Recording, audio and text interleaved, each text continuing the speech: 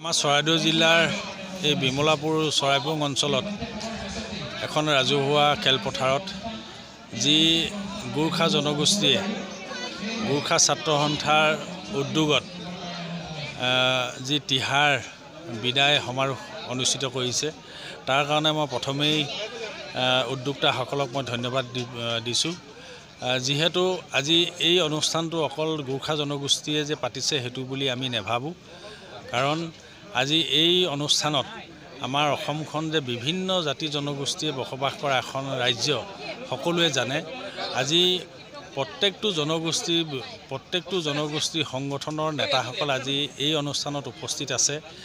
আমাৰ এই অনুষ্ঠানটোৱে এইটোকে বুজালে যে অসমখনত প্ৰত্যেক জনগোষ্ঠীয়ে যে সকলোৱে এই অসমত অসমীয়া হিচাপে বসবাস কৰিছে আৰু এই অসমত সকলোৱে ভাতৃত্ব বান্ধোনেৰে থাকি এটা অসমীয়া জাতি সুন্দৰভাৱে অসমীয়া জাতি এই অসমখনত যে বসবাস কৰি আছে সমগ্ৰ আজি ভাৰতবৰ্ষই জানে। গতিকে আজি যিমানেই জনগোষ্ঠী নাথাকক লাগিলে আমাৰ অসমখন এখন শান্তিপ্ৰিয় এখন ৰাজ্য, আৰু এই শান্তিপ্ৰিয় ৰাজ্যখনত ইমান জনগোষ্ঠী থকা পাছতো কোনোৱেও ক'ব নোৱাৰে ইটো আৰু সিটো জনগোষ্ঠীৰ মাজত যে সংঘাত হৈছে। আজি সকলোৱে ভাতৃত্ব বান্ধোনে ককাই ভাই সম্বন্ধৰে যেনেধৰণে বসবাস কৰিছে তাৰ মাজতো নিজৰ জনগোষ্ঠীয়ে নিজৰ সংগঠনৰ জৰিয়তে নিজৰ জনগোষ্ঠীটোক কেনেধৰণে উত্তৰণ ঘটাব পাৰি এই কথাখিনি চিন্তা কৰি আৰু কেনেধৰণে নিজৰ ভাষা সংস্কৃতি কলা কৃষ্টি জীয়াই ৰাখিব পাৰি এই কথাখিনি চিন্তা কৰিয়েই আজি নিজৰ জনগোষ্ঠীয় জাতীয় সংগঠনবিলাকে নিজৰ জাতি ভাষা সংস্কৃতি ধৰি ৰাখিছে। গতিকে তাৰ মাজতো আমি সকলোৱে অসমীয়া হিচাপে বসবাস কৰিছোঁ ইয়াত। গতিকে আমি যদিও ইয়াত বিভিন্ন জাতি জনগোষ্ঠী আছে, আপোনালোকে নিশ্চয় জানে যে ইয়াত অকল গোৰ্খা জনগোষ্ঠী বুলি নহয়, আহোম, কোচ, কছাৰী, মৰাণ, বৰাহী বা মিচিং, বড়ো, কাৰ্বি সকলোৱে ইয়াত যে বসবাস কৰা এখন ৰাজ্য, এখন সমন্বয়স্থলী হিচাপে উত্তৰ পূৰ্বাঞ্চলৰ এই অসমখনক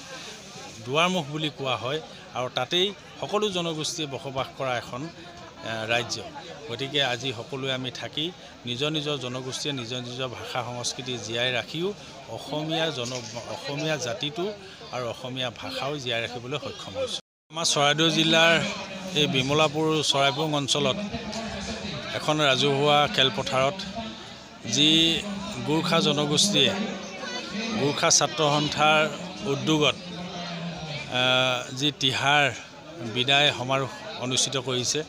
তাৰ কাৰণে মই প্ৰথমেই উদ্যোক্তাসকলক মই ধন্যবাদ দিছোঁ। যিহেতু আজি এই অনুষ্ঠানটো অকল গোৰ্খা জনগোষ্ঠীয়ে যে পাতিছে সেইটো বুলি আমি নেভাবোঁ, কাৰণ আজি এই অনুষ্ঠানত আমাৰ অসমখন যে বিভিন্ন জাতি জনগোষ্ঠীয়ে বসবাস কৰা এখন ৰাজ্য সকলোৱে জানে। আজি প্ৰত্যেকটো জনগোষ্ঠী সংগঠনৰ নেতাসকল আজি এই অনুষ্ঠানত উপস্থিত আছে। আমাৰ এই অনুষ্ঠানটোৱে এইটোকে বুজালে যে অসমখনত প্ৰত্যেক জনগোষ্ঠীয়ে যে সকলোৱে এই অসমত অসমীয়া হিচাপে বসবাস কৰিছে আৰু এই অসমত সকলোৱে ভাতৃত্ব বান্ধোনেৰে থাকি এটা অসমীয়া জাতি সুন্দৰভাৱে অসমীয়া জাতি এই অসমখনত যে বসবাস কৰি আছে সমগ্ৰ আজি ভাৰতবৰ্ষই জানে। গতিকে আজি যিমানেই জনগোষ্ঠী নাথাকক লাগিলে আমাৰ অসমখন এখন শান্তিপ্ৰিয় এখন ৰাজ্য, আৰু এই শান্তিপ্ৰিয় ৰাজ্যখনত ইমান জনগোষ্ঠী থকা পাছতো কোনোৱেও ক'ব নোৱাৰে ইটো আৰু সিটো জনগোষ্ঠীৰ মাজত যে সংঘাত হৈছে। আজি সকলোৱে ভাতৃত্ব বান্ধোনে ককাই ভাই সম্বন্ধৰে যেনেধৰণে বসবাস কৰিছে তাৰ মাজতো নিজৰ জনগোষ্ঠীয়ে নিজৰ সংগঠনৰ জৰিয়তে নিজৰ জনগোষ্ঠীটোক কেনেধৰণে উত্তৰণ ঘটাব পাৰি এই কথাখিনি চিন্তা কৰি আৰু কেনেধৰণে নিজৰ ভাষা সংস্কৃতি কলা কৃষ্টি জীয়াই ৰাখিব পাৰি এই কথাখিনি চিন্তা কৰিয়েই আজি নিজৰ জনগোষ্ঠীয় জাতীয় সংগঠনবিলাকে নিজৰ জাতি ভাষা সংস্কৃতি ধৰি ৰাখিছে। গতিকে তাৰ মাজতো আমি সকলোৱে অসমীয়া হিচাপে বসবাস কৰিছোঁ ইয়াত। গতিকে আমি যদিও ইয়াত বিভিন্ন জাতি জনগোষ্ঠী আছে, আপোনালোকে নিশ্চয় জানে যে ইয়াত অকল গোৰ্খা জনগোষ্ঠী বুলি নহয়, আহোম, কোচ, কছাৰী, মৰাণ, বৰাহী বা মিচিং, বড়ো, কাৰ্বি সকলোৱে ইয়াত যে বসবাস কৰা এখন ৰাজ্য, এখন সমন্বয়স্থলী হিচাপে উত্তৰ পূৰ্বাঞ্চলৰ এই অসমখনক দুৱাৰমুখ বুলি কোৱা হয়, আৰু তাতেই সকলো জনগোষ্ঠীয়ে বসবাস কৰা এখন ৰাজ্য গতিকে আজি সকলোৱে আমি থাকি নিজৰ নিজৰ জনগোষ্ঠীয়ে নিজৰ নিজৰ ভাষা সংস্কৃতি জীয়াই ৰাখিও অসমীয়া জাতিটো